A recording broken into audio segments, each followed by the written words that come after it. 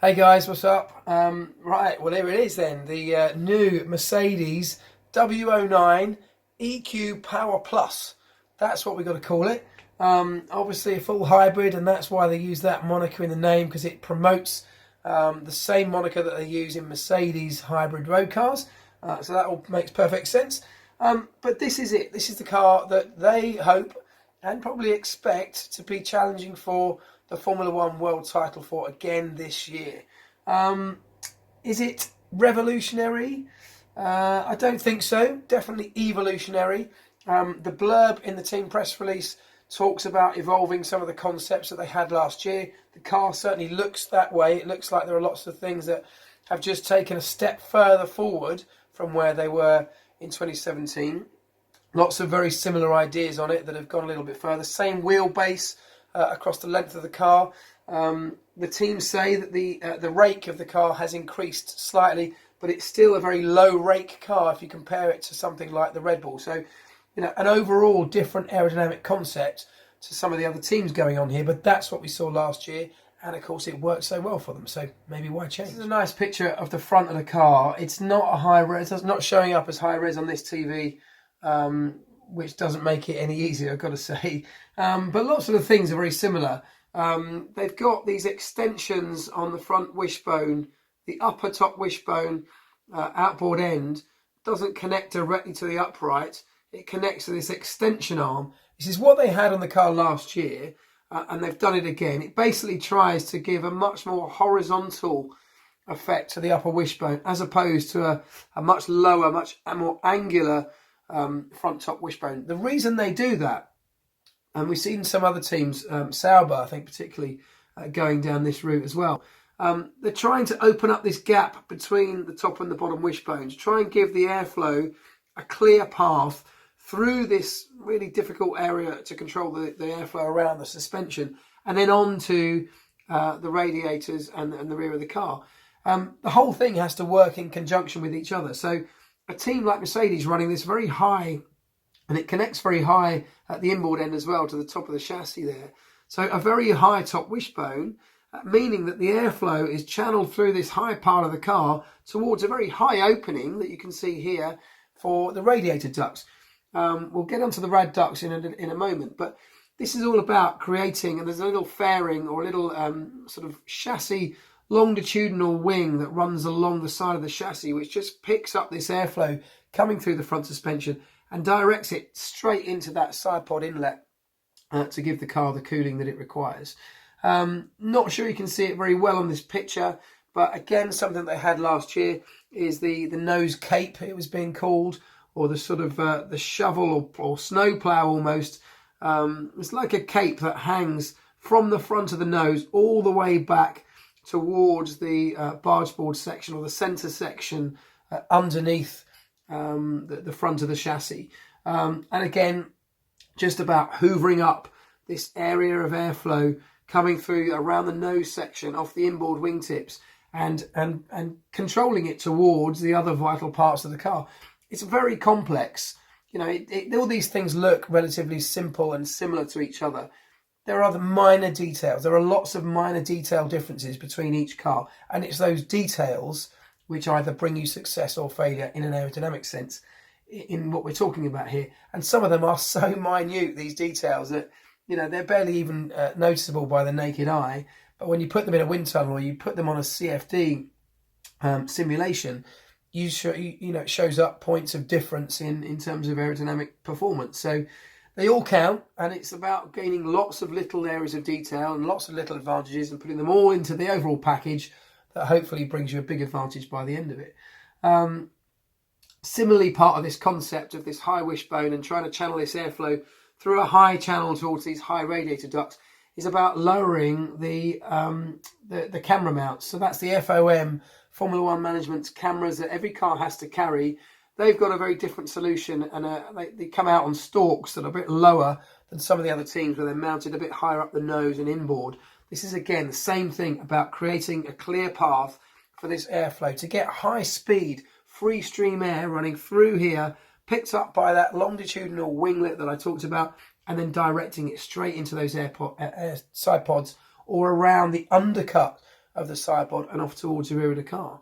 One of the things about having your air intakes on the side pods so high, like Mercedes have got them, and this is quite different to the way lots of other teams have gone, as we've seen already this week, is that it allows your side pod to have a very abrupt undercut underneath that inlet, and that allows you to get more fast-flowing air around underneath that side pod, sticking it to the side of the chassis, side of the bodywork, and feeding it round towards the diffuser, which is another absolutely crucial area for generating downforce. So, as I said, the whole thing has to work in conjunction with each other. It's not about having one idea and making it work. It's about having one idea and making it work with everything else that sits on the car. So there's a couple of nice little fairings around the brake ducts and the front wishbones. We've seen this kind of detail on the Mercedes before, so nothing overly new. There's something on the lower wishbone, outboard end of the lower wishbone, which looks a bit different, but just another little fairing really in terms of guiding the airflow to where it needs to be. You can't quite see it on this picture, but lots of detail around this bargeboard area. And there's a big area in Formula One this year. We've seen lots of teams putting a lot of effort and a lot of time and energy and resource and a lot of detail into this area. And that's because it's an absolutely critical area, not just for cooling, but for deflecting the airflow or the tyre wake, front tyre wake away from the side pod inlets.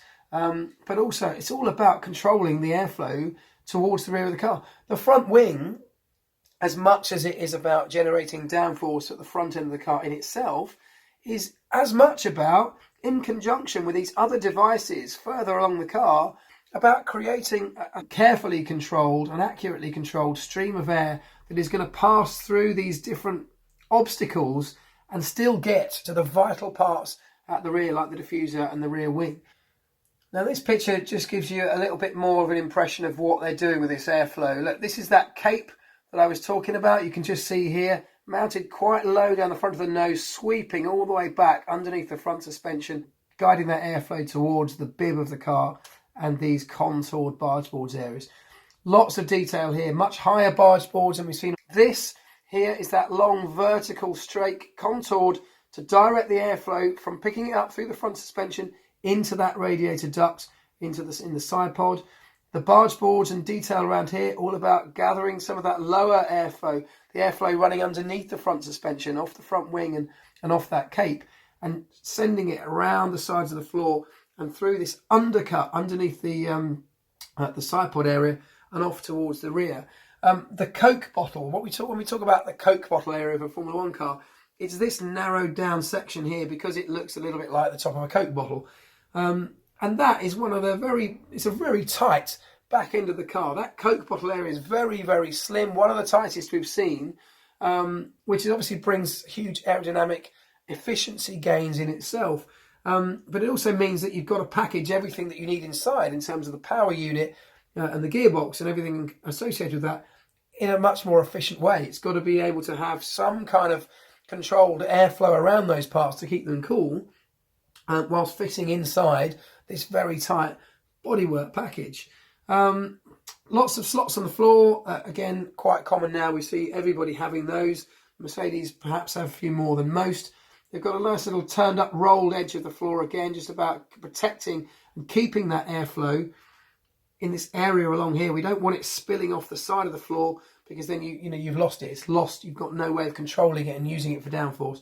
So a little rolled edge here, just to bring it through this tight channel where it speeds up, sticks to this, using this coanda effect is a word you hear people talking about a lot, where the airflow sticks to the side of that undercut of the bodywork and channels through this area, through the rear suspension and off towards the back of the car and the diffuser. And this area here, because this is slimmed in so much, this almost acts like a sort of Venturi effect, where it sucks that airflow into this area and then spits it out the back of the diffuser with this huge expansion gap at the back of the diffuser.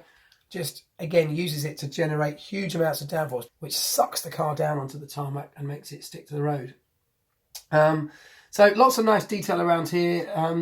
Again, I won't go into the absolute ins and outs of what each flip and flap does, because it's almost irrelevant. It all works in conjunction with each other. It's not like you could just take one of these off this car and put it onto another car and it would work. It has to be part of an overall design concept.